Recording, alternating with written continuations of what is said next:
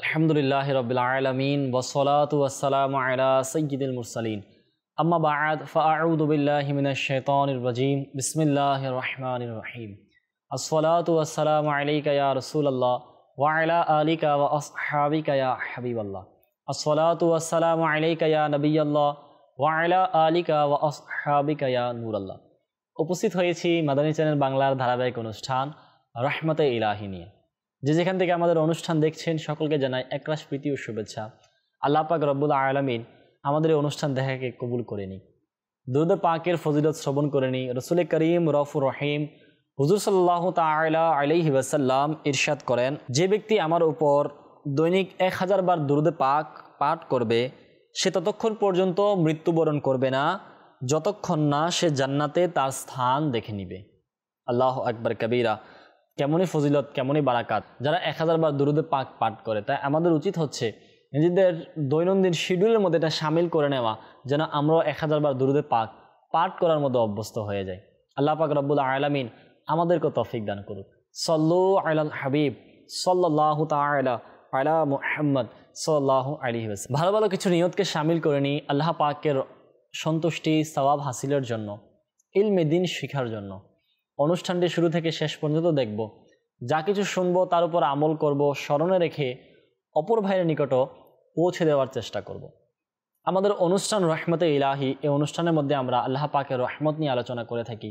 রহমত কি রয়েছে, রহমত কেমন কেমন রহমত আল্লাহ পাকের আমাদের উপর রয়েছে, এ সম্পর্কে আমরা আলোচনা করে থাকি। আজকে শুনবো ইনশাআল্লাহ কোরআনে পাকে আল্লাহ পাক একটি সূরা নাজিল করেছেন, যে সূরাটি আমাদের সকলের কাছে সুপরিচিত।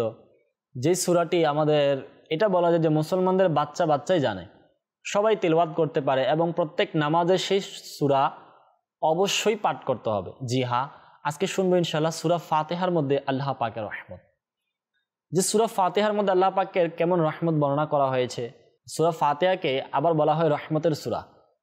এই যে রহমতের সূরা, এটার কি ফজিলত রয়েছে, এটার কি বারাকাত রয়েছে এবং এই সূরার সম্পর্কে হাদিসে পাকে কি বর্ণিত রয়েছে, ইনশাআল্লাহুল কারীম আমরা সে সম্পর্কে শুনবো। হাকিমুল উম্মত মুফতি আহমদ ইয়ার খান নঈমি রাহমাতুল্লাহি তাআলা আলাইহি বলেন যে সূরা ফাতিহা হলো একেবারে রহমতের সূরা। এজন্য এতে আল্লাহ পাকের কহর, গজব ও দুজকের শাস্তি ইত্যাদির আলোচনা করা হয়নি। আল্লাহু আকবার।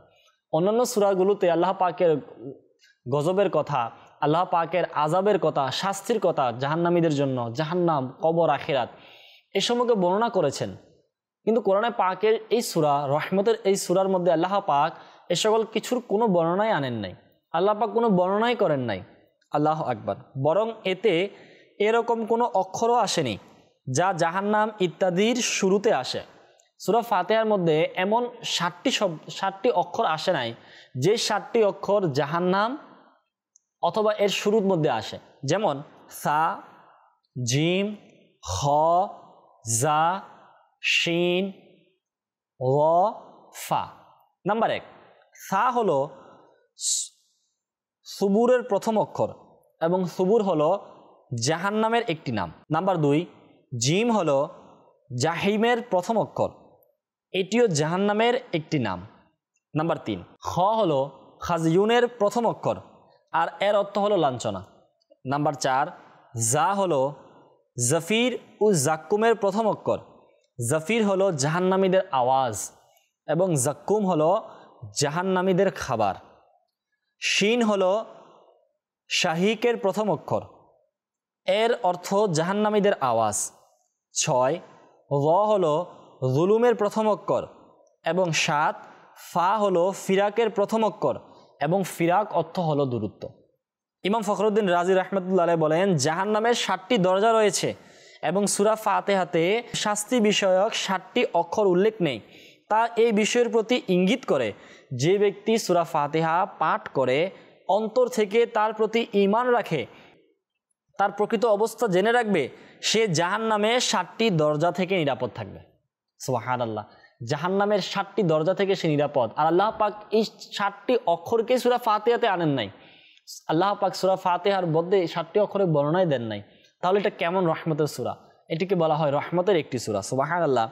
ইসলামের চতুর্থ খলিফা আমিরুল মুমিনিন হযরত আলী রাদিয়াল্লাহু তাআলা আনহুর নিকট সূরা ফাতিহা সম্পর্কে জিজ্ঞাসা করা হলো। তিনি বলেন, আমাকে আল্লাহ রাসূল সাল্লাল্লাহু আলাইহি ওয়াসাল্লাম ইরশাদ করেছেন, সূরা ফাতিহা আরশের নিচের একটি ভান্ডার থেকে অবতীর্ণ হয়েছে। সুবহানাল্লাহ। সুলতানুল মুফাসসিরিন হযরত আব্দুল্লাহ ইবনে আব্বাস রাদিয়াল্লাহু তাআলা আনহু ইরশাদ করেন, একবার প্রিয় নবী সাল্লাল্লাহু আলাইহি সাল্লাম কোথাও উপবিষ্ট ছিলেন, তখন সেখানে হযরত জিবরাইল আলাইহিস সালাতু ওয়াস সালাম উপস্থিত ছিলেন। হঠাৎ আকাশ থেকে একটি বিকট শব্দ এলো। হযরত জিবরাইল আলাইহিস সালাতু ওয়াস সালাম আকাশের দিকে চোখ তুলে বললেন, হে আল্লাহ রাসূল সাল্লাল্লাহু আলাইহি ওয়াসাল্লাম, একজন ফেরেশতা যিনি আজকের পূর্বে কখনো পৃথিবীতে আসেননি, সেই ফেরেশতা সরকার সাল্লাল্লাহু আলাইহি সাল্লামের নিকট এসে সালাম নিবেদন করলেন। তারপর বললেন, হে আল্লাহ রাসূল সাল্লাল্লাহু আলাইহি ওয়াসাল্লাম, আপনার জন্য দুটি নূরের সুসংবাদ রয়েছে যা আপনার পূর্বে কোনো নবীকে দেওয়া হয় নাই। নাম্বার 1, তন্মধ্যে একটি হলো সূরা ফাতিহা, আর নাম্বার 2 আর দ্বিতীয়টি হলো সূরা বাকারার শেষ আয়াতসমূহ। যে ব্যক্তি এই দুটি অর্থাৎ সূরা ফাতিহা ও সূরা বাকারার শেষ আয়াতসমূহ তেলাওয়াত করবে, তাকে প্রতিটি অক্ষরের বিনিময়ে বিশেষ সওয়াব প্রদান করা হবে। সুবহানাল্লাহ। এটাই হচ্ছে সেই রহমতের সূরা, যেখানে আল্লাহ পাক যেই সূরার মধ্যে নিজের রহমতকে বর্ণনা করেছেন, সেই সূরার ফজিলতি কেমন। তাই আমাদের উচিত হচ্ছে অধিক পরিমাণে সূরা ফাতিহা পাঠ করা। হ্যাঁ, আমরা অবশ্যই কোরআনে পাকের তেলাওয়াত নামাজের মধ্যে তো আমরা করেই থাকি, সূরা ফাতিহা তো আমরা নামাজে পড়ে থাকি, এর বাইরেও আমাদের উচিত হচ্ছে সূরা ফাতিহা উঠতে বসতে পড়া, কারণ এটা আমাদের মুখস্থ রয়েছে। শুদ্ধভাবে আমরা সব সময় তিলাওয়াত করা, তাহলে আমরা সেটা সওয়াবও পাবো, বিশেষ প্রতিদান আমরা ইনশাআল্লাহ পেয়ে যাব। আল্লাহ পাক রব্বুল আলামিন সূরা ফাতিহার বিশেষত্ব ও ফজিলতগুলোর মধ্যে একটি এটাও যে সূরা ফাতিহা হলো সূরায়ে শিফা। একদিক দিয়ে এটি হচ্ছে সূরায়ে রহমতের সূরা, আরেকদিকে হচ্ছে এগুলো সূরায়ে শিফা অর্থাৎ আরোগ্য লাভের সূরা। এমনিতে তো কোরআনে পাকের সমগ্র কোরআনই শিফা বা আরোগ্য রয়েছে। আল্লাহ পাক ইরশাদ করেন, কানজুল ঈমান থেকে অনুবাদ, সূরা বনী ইসরাইলের 82 নং আয়াত, 17তম পারা, 15তম পারা। আর আমি কোরআনে সেই বস্তুসমূহ নাজিল করেছি যা ঈমানদারদের জন্য আরোগ্য ও রহমত। তবে সূরা ফাতিহাকে বিশেষভাবে সূরায়ে শিফা বলা হয়েছে। আল্লাহ পাকের আখিরি নবী মাহবুবে আরবি হুজুর সাল্লাল্লাহু আলাইহি সাল্লাম ইরশাদ করেন, সূরা ফাতিহা হলো উম্মুল কিতাব অর্থাৎ কোরআনের মূল, এবং এতে রয়েছে প্রতিটি রোগের শিফা। সুবহানাল্লাহ। বুখারী ও মুসলিম শরীফের বর্ণনায় উল্লেখ রয়েছে, যা সারমর্ম হলো, একবার 30 জন সাহাবী রাদিয়াল্লাহু আনহুম সফরে ছিলেন। পথিমধ্যে এক স্থানে এক ব্যক্তি এসে সাহাবীগণকে জিজ্ঞাসা করলো, আমাদের সর্দারকে বিচ্ছু দংশন করেছে, আপনারা কি কিছু করতে পারবেন? একজন সাহাবী বললেন, জি হ্যাঁ, আমি সেই ব্যক্তিকে ফুঁক দিব। সুতরাং ওই সাহাবী ওই ব্যক্তির সাথে চলে গেলেন এবং সূরা ফাতিহা পাঠ করে রোগীর উপর ফুঁক দিলেন, যার বরকতে ওই বিচ্ছু দংশনকারী ব্যক্তি সাথে সাথে আরোগ্য লাভ হয়ে গেল। সুবহানাল্লাহ। হযরত খারিজা বিনতে সালাত রাদিয়াল্লাহু তাআলা আনহু তার সম্মানিত চাচার সূত্রে বর্ণনা করেন, তিনি বলেন, আমি রাসূল করিম সাল্লাল্লাহু আলাইহি সাল্লাম এর খিদমতে উপস্থিত হলাম। সেখান থেকে ফিরে আসার সময় আমি এক সম্প্রদায়ের পাশ দিয়ে যাচ্ছিলাম। সেখানে একজন পাগল ছিল, যাকে তারা লোহা দিয়ে বেঁধে রেখেছিল। তারা আমাকে বলল, তুমি কি তাকে সুস্থ করতে পারবে? সুতরাং আমি সূরা ফাতিহা 3 দিন সকাল সন্ধ্যা পাঠ করে তার উপর ফুঁক দিলাম, ফলে ওই পাগল ব্যক্তি পরিপূর্ণ সুস্থ হয়ে গেল। প্রিয় ইসলাম ভাইরা, মাদানী চ্যানেল দর্শকবৃন্দ, এ থেকে দুটি বিষয় শিক্ষা। প্রথমত, আল্লাহ পাক রব্বুল আলামিন এই রহমতের সূরার মধ্যে কত শিফা রেখেছেন, যে এই সূরা পাঠ করে দম করার কারণে মানুষ সুস্থ হয়ে যায়। আরেকটা বিষয় আমাদের কাছে পরিষ্কার হয়ে গেল কোরআনে পাকের আয়াত এবং হাদিসে পাক দ্বারা, সিয়াসিত্তার কিতাব বুখারী ও মুসলিম শরীফের হাদিস দ্বারা, যে আল্লাহ পাক রব্বুল আলামিন যে কোরআনে পাকের আয়াতগুলোর মধ্যে পুরো কোরআনই তো শিফা, আরোগ্য লাভের একটা মাধ্যম।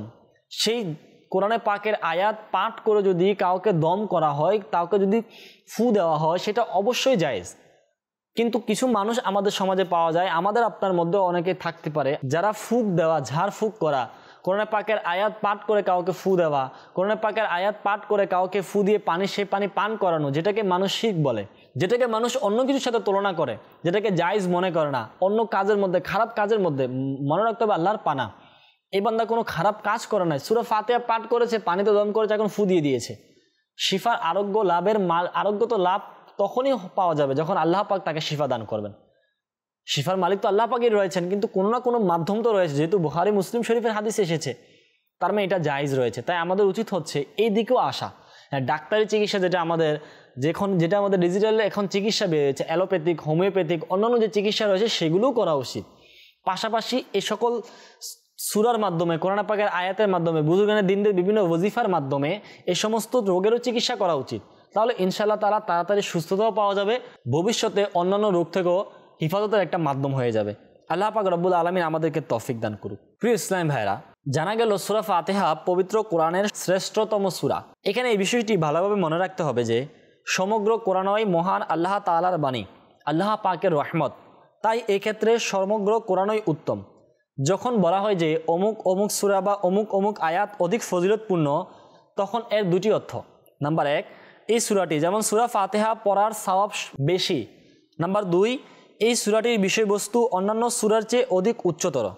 আল্লাহু আকবার কাবীরা। সূরা ফাতিহার শুধুমাত্র শারীরিক অসুস্থতার চিকিৎসা নয়, বরং প্রতিটি সমস্যার সমাধান রয়েছে। হযরত আতা রাদিয়াল্লাহু তাআলা আনহু বলেন, যার কোনো কিছু প্রয়োজন হয় সে যেন সূরা ফাতিহা পাঠ করে, এর বরকতে প্রয়োজন পূরণ হয়ে যাবে। উলামায়ে কেরাম বলেন, সূরা ফাতিহা 100 বার পাঠ করলে যে কোনো দোয়া কবুল হয়ে যায়। আল্লাহু আকবার। তো আমাদের তো অনেক দোয়া আমাদের এমন হয়ে থাকে যে আমরা বলি আমাদের দোয়া কবুল হয় না, আমাদের অনেক কিছু চাহিদা রয়েছে, আমাদের অনেক আশা রয়েছে, আমাদের এই জিনিসটি প্রয়োজন, দুনিয়াতে আমরা এটা আমাদের দরকার। তো আমরা মানুষের কাছে না বলে আল্লাহ পাকের দরবারে বলি, সূরা ফাতিহা পাঠ করে, কোরআন পাকের আয়াত পাঠ করে, কোরআন পাকের তিলাওয়াত করে তারপরে দোয়া করি, ইনশাআল্লাহুল কারীম সেইটা পাঠ করার বরকতে ইনশাআল্লাহ তাআলা সেই প্রয়োজন পূরণ হবে। সাহাবী রাসূল হযরত ইমরান বিন হুসাইন রাদিয়াল্লাহু তাআলা আনহু বলেন যে আল্লাহ পাকের আখিরি নবী মাহবুবে আরবি হুজুর সাল্লাল্লাহু আলাইহি ওয়াসাল্লাম ইরশাদ করেছেন, যে ঘরে সূরা ফাতিহা ও আয়াতুল কুরসি পাঠ করা হয় সেই ঘরে সেই দিন কোনো জিন অথবা মানুষের বদনজর লাগবে না। হযরত আব্দুল্লাহ ইবনে আব্বাস রাদিয়াল্লাহু আনহু থেকে বর্ণিত যে আল্লাহ পাকের নবী সাল্লাল্লাহু আলাইহি ওয়াসাল্লাম বলেছেন, যে ব্যক্তি সূরা ফাতিহা এবং সূরা ইখলাস তিলাওয়াত করলো সে যেন কোরআনের 1/3 তিলাওয়াত করলো। একটি হাদিসে পাকে রয়েছে সূরা ফাতিহা 2/3 কোরআনের সমান। আল্লাহু আকবার। হযরত আনাস ইবনে মালিক রাদিয়াল্লাহু তাআলা আনহু থেকে বর্ণিত, সরকার সাল্লাল্লাহু আলাইহি সাল্লাম ইরশাদ করেন, যখন তুমি বিছানায় শয়ন করবে তখন সূরা ফাতিহা ও সূরা ইখলাস পাঠ করবে, এর বরকতে মৃত্যু ব্যতীত প্রত্যেক বস্তু থেকে নিরাপদ থাকবে। হাদিসে পাকে রয়েছে, যখন তোমাদের মধ্যে কেউ বিছানায় শুয়ে সূরা ফাতিহা পাঠ করবে আল্লাহ পাক সে ব্যক্তির সাথে একজন নিরাপত্তাকারী ফেরেশতা নিয়োজিত করে দিবেন, যেই ফেরেশতা ওই ব্যক্তিকে হিফাজত করবে। তাই আমাদের উচিত হচ্ছে সদা সর্বদা পাঠ করার পাশাপাশি ঘুমানোর সময় আমরা পাঠ করি। যেন আমাদের সমাজে অনেক মানুষ পাওয়া যায় যাদের ঘুমের সমস্যা হয়, ঘুমে যাদের ডিস্টার্ব হয়ে যায়, সাধারণত ঘুম তাদের আসে না। তাই তাদেরও উচিত হচ্ছে ওযু অবস্থায় ঘুমানো, সূরা ফাতিহা, আয়াতুল কুরসি, অন্যান্য যে চারকুল রয়েছে সেগুলো পাঠ করে ঘুমানো, তাহলে ইনশাআল্লাহ তাআলা ঘুম চলে আসবে। অনেক সময় দেখা যায় বৃষ্টি হওয়ার কারণে বা কোনো কারণে ঘরের মধ্যে পোকামাকড় চলে আসে, বিশেষ করে বৃষ্টির সময় যখন বৃষ্টি হয় জমিনের বিভিন্ন স্থান পানিময় হয়ে যায়, তখন ঘরের মধ্যে পোকামাকড় চলে আসে। তো আমরা যদি সে সময় ঘুমের মধ্যে যদি আল্লাহ না করো কোনো কিছু নাক দিয়ে বা কান দিয়ে প্রবেশ করে নেয় বা অন্য কোনো জায়গা দিয়ে প্রবেশ করে নেয়, তাহলে তো ক্ষতি। তো সেগুলো থেকে বাঁচার একটা ওজিফা হচ্ছে সূরা ফাতিহা পাঠ করা। এই রহমতের সূরা, আল্লাহ পাকের রহমত, কোরআন পাকের এই সূরা, সকল সূরা রহমত, আর এটা হচ্ছে বিশেষ রহমতের একটা সূরা। এই সূরা পাঠ করে ঘুমানো, তাহলে একজন নিরাপত্তাকারী ফেরেশতা নিযুক্ত হয়ে যাবে যে আমাদেরকে নিরাপত্তা দিবে, হেফাজত করবে। তাই আমাদের উচিত হচ্ছে এই সূরাকে শামিল করে নেওয়া। উলামায়ে কেরামগণ বলেন যে সূরা ফাতিহা হলো সূরায়ে মুনাজাত, অর্থাৎ মুনাজাতের সূরা। মুনাজাতের অর্থ হলো আস্তে কথা বলা, দোয়া করা এবং আশা করা। যখন কোনো ব্যক্তি আল্লাহর সামনে এমনভাবে প্রার্থনা করে যেন সে আল্লাহ পাকের সাথে কথা বলছে, তাকে মুনাজাত বলে। সূরা ফাতিহা হলো সূরায়ে মুনাজাত। এই সূরার শুরুর আয়াতগুলিতে আল্লাহর প্রশংসা ও ইবাদত রয়েছে। সূরা ফাতিহা হলো সূরায়ে মুনাজাত। এই সূরার শুরুর আয়াতগুলিতে আল্লাহর প্রশংসা ও ইবাদত রয়েছে, তারপর বান্দাদের পক্ষ থেকে প্রার্থনা রয়েছে। হযরতে আবু হুরায়রা রাদিয়াল্লাহু তাআলা আনহু থেকে বর্ণিত, প্রিয় নবী সাল্লাল্লাহু আলাইহি সাল্লাম ইরশাদ করেন, আল্লাহ পাক ইরশাদ করেন, এই নামাজকে অর্থাৎ সূরা ফাতিহা আমার ও বান্দার মাঝে অর্ধেক অর্ধেক করে বন্টন করা হয়েছে। বান্দা পড়ে আলহামদুলিল্লাহি রাব্বিল আলামিন, সমস্ত প্রশংসা আল্লাহর জন্য যিনি সমগ্র জগতের পালনকর্তা। এর জবাবে মহান আল্লাহ বলেন, আমার বান্দা আমার প্রশংসা বর্ণনা করেছে, অতঃপর বান্দা পড়ে আর রহমানির রহিম, পরম করুণাময় ও দয়ালু। আল্লাহ পাক বলেন আমার বান্দা আমার শান বর্ণনা করেছে, তারপর বান্দা পাঠ করে মালিক ইয়াউমিদ্দিন, প্রতিদানের দিবসের মালিক।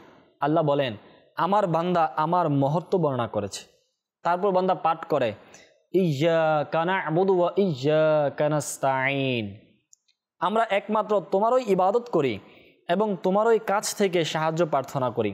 আল্লাহ পাক বলেন এটি আমি ও আমার বান্দার মধ্যে সমান, অর্থাৎ বান্দা আল্লাহর ইবাদত করে আর আল্লাহ বান্দাকে সাহায্য করেন। অতঃপর বান্দা পাঠ করে ইহদিনাস সিরাতাল মুস্তাকিম সিরাতাল্লাযীনা আন'আমতা আলাইহিম গায়রিল মাগদুবি আলাইহিম ওয়ালাদ-দাল্লিন, আমাদেরকে সরল পথে পরিচালিত করো, সেই লোকদের পথে যাদের প্রতি তুমি অনুগ্রহ করেছ, সেই লোকদের পথে নয় যাদের উপর গজব নাজিল করেছ, এবং পথভ্রষ্টদেরও পথে নয়। আল্লাহ পাক বলেন এটা আমার বান্দার জন্য এবং আমার বান্দা তাই পাবে যা সে প্রার্থনা করেছে। প্রিয় মাদানী চ্যানেল দর্শকবৃন্দ, একটু ভাবুন এটি কত মহান ফজিলত। সূরা ফাতিহার 7টি আয়াত রয়েছে, বান্দা একটি করে আয়াত পাঠ করে আল্লাহ পাক সেটা শোনেন এবং প্রতিটি আয়াতের উত্তর দেন। আল্লামা ইবনে রজব হাম্বলি রহমতুল্লাহ আলাইহি বলেন যে এটি অর্থাৎ বান্দার সূরা ফাতিহা পাঠ করা এবং আল্লাহ পাকের উত্তর প্রদান করা সূরা ফাতিহার একটি বিশেষ ফজিলত, যা সূরা ফাতিহা ব্যতীত অন্য কোনো সূরায় পাওয়া যায় না, যা সূরা ফাতিহা ব্যতীত অন্য কোনো সূরায় পাওয়া যায় না। কিভাবে পাওয়া যাবে? কারণ এটাই তো হচ্ছে আল্লাহ পাকের রহমতের একটি সূরা। হায় হায়, সূরা ফাতিহা এমন একটি মহান সূরা যার 7টি আয়াতে সমগ্র কোরআনের সারসংক্ষেপ বর্ণনা করা হয়েছে। বরং পবিত্র হাদিসে রয়েছে যে ব্যক্তি সূরা ফাতিহা পাঠ করলো সে যেন তাওরাত, জবুর, ইনজিল ও পবিত্র কোরআন অর্থাৎ 4টি আসমানি মহাগ্রন্থ তিলাওয়াত করলো। ইমাম হাসান বসরি রহমতুল্লাহ আলাই থেকে বর্ণিত আল্লাহ পাক 104টি গ্রন্থ নাজিল করেছেন। সে 104টি মহান আসমানি গ্রন্থের বিষয়বস্তু তাওরাত, জবুর, ইনজিল এবং পবিত্র কোরআনে বর্ণনা করেছেন। অতঃপর তাওরাত, জবুর ও ইনজিলের যাবতীয় জ্ঞান পবিত্র কোরআনে বর্ণনা করেছেন, আর সূরা ফাতিহার সমগ্র কোরআনের সকল জ্ঞান একত্রিত করে দিয়েছেন। সুতরাং যে ব্যক্তি সূরা ফাতিহার তাফসির বুঝতে সক্ষম হলো সেজন্য সমস্ত আসমানি কিতাবের তাফসির পড়ে নিল। আল্লাহু আকবার কবীরা। বাস্তবতা হচ্ছে এটা, সূরা ফাতিহার সমস্ত জ্ঞান বোঝা, সেগুলো বর্ণনা করা আমাদের মতো লোকদের পক্ষে সম্ভব নয়। তবে ওলামায়ে কেরামগণ বহু গবেষণা করে কোরআন, হাদিস এবং ইলমে দিনের বড় বড় গ্রন্থগুলিকে সামনে রেখে সূরা ফাতিহার একটি মূল আলোচ্য বিষয়কে বর্ণনা করেছেন। সেটি হলো যে সূরা ফাতিহা হলো আপন রবের জন্য বান্দার ধ্যান করা। সূরা ফাতিহার মূল বিষয় হচ্ছে আপন রবের জন্য বান্দার ধ্যান করা, এটি সূরা ফাতিহার মূল বিষয়। অথবা এমনও বলা যায় যে মৌলিকভাবে সূরা ফাতিহাকে আমাদের যা শেখানো হয়েছে তা হলো এই ধ্যান। ধ্যান হলো সম্পর্কের নাম। আপন রবের সাথে বান্দার সর্বাধিক দৃঢ় বন্ধন, এতটাই দৃঢ় যে বান্দার হৃদয়, মন, চিন্তা, চেতনা সমস্ত মনোযোগ সর্বদা আল্লাহ পাকের দিকে থাকা। বান্দা সর্বদাই এই নিশ্চিত বিশ্বাস রাখে যে আমার প্রতিপালক আমাকে দেখছেন, তিনি আমার বাহ্যিক অবস্থা জানেন এবং আমার অভ্যন্তরীণ অবস্থাও জানেন। একেই মুরাকাবা বলা হয়, একেই ধ্যান বলা হয়। আল্লাহু আকবার কবীরা। সূরা ফাতিহার আরও অসংখ্য ফজিলত, অসংখ্য বারাকাত এবং অসংখ্য বিষয়কে এখানে আরও বর্ণনা করা হয়েছে। মূল বিষয় এটি যে এটি হচ্ছে একটি রহমতের সূরা। এই সূরার মধ্যে আল্লাহ পাকের কেমন কেমন রহমতের বর্ণনা রয়েছে আমরা শুনলাম, কেমন কেমন ফজিলত আল্লাহ পাক এখানে বর্ণনা করেছেন, এবং এই সূরাকে কেমন কেমন ফজিলত ও মর্যাদার অধিকারী বানানো হয়েছে তাও আমরা শুনেছি। মূল এটাই বিষয়, আল্লাহ পাকের রহমত পেতে হলে এই সূরাকে অধিক পরিমাণে পাঠ করতে হবে, সূরা ফাতিহা অধিক পরিমাণ আমাদের তিলাওয়াত করতে হবে, তার জন্য আমাদেরকে শিখতে হবে। আল্লাহ হেফাজত করুক, অনেকে সূরা ফাতিহা তো মুখস্থ রয়েছে কিন্তু পরিপূর্ণ শুদ্ধ নয়। সূরা ফাতিহা কোনো মতো পাঠ করতে পারে, বর্ণনা সূরা কোনো মতে পাঠ করতে পারে, এটা হবে না। আমাদেরকে পরিপূর্ণভাবে শুদ্ধভাবে তিলাওয়াত করতে হবে। মনে রাখবেন তাজবিদ শাস্ত্রের মধ্যে কোরআনে পাককে তাজবিদ ও কিরাত অনুযায়ী পাঠ করতে হয়, মাখরাজ সহকারে উচ্চারণ করতে হয়, না হলে কোরআনে পাকের অর্থ চেঞ্জ হওয়ার সম্ভাবনা রয়েছে। যদি বড় ধরনের ভুল হয়ে যায় মাআযাল্লাহ অনেক সময় ঈমান চলে যাওয়ার সম্ভাবনা রয়েছে। রহমতের জায়গায় আযাব চলে আসবে, আযাবের জায়গায় রহমত চলে আসবে, কিন্তু আমরা বুঝতে পারবো না, শুধুমাত্র অর্থ চেঞ্জ হওয়ার কারণে। তাই আমাদের উচিত হচ্ছে অধিক পরিমাণ আমরা পাঠ করব, তার পূর্বে আগে শিখে নেব। আল্লাহ পাক আমাদেরকে তৌফিক দান করুক। রহমতে ইলাহি অনুষ্ঠানের মধ্যে আমরা আল্লাহ পাকের রহমতগুলো শুনলাম। আজকে সূরা ফাতিহার মধ্যে কেমন রহমত রয়েছে, আর এই সূরা ফাতিহাকে যে রহমতের সূরা বলা হয় সে সম্পর্কে আমরা শুনেছি। আগামী পর্বে ইনশাআল্লাহ আরও একটি নতুন বিষয় নিয়ে উপস্থিত হব। ততক্ষণ পর্যন্ত অবশ্যই মাদানী চ্যানেলের সঙ্গে থাকুন। সাল্লু আলাল হাবিব সাল্লাল্লাহু তাআলা আলা মুহাম্মদ সাল্লাল্লাহু আলাইহি ওয়াসাল্লাম।